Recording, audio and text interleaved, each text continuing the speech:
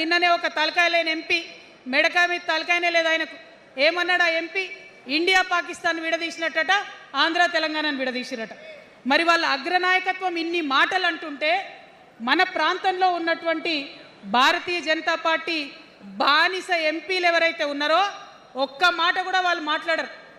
Federal స్ఫూర్తికి విరుద్ధంగా రాష్ట్రం ఏర్పాటు అయిన తర్వాత 7 మండలాలు మనకి గుంజుకుంటే పార్లమెంట్లో పల్లీకులు ఇస్తారు కానీ ఆ ఎంపీలు ఒక్క మాట కూడా మాట్లాడరు. మనకు 8 రూపాయలు ఇవ్వకపోతే ఆ ఎంపీలు ఒక్క మాట మాట్లాడరు. విభజన హామీలు ఇవ్వకపోతే ఆ బీజేపీ బానిస ఎంపీలు ఒక్క మాట కూడా మాట్లాడరు. అంతేకాకుండా సామాజిక న్యాయం అనేటటువంటి ఒక కాన్సెప్ట్కే బద్ద వ్యతిరేకి భారతీయ జనతా పార్టీ. అందుకే ఏం చేస్తున్నారు?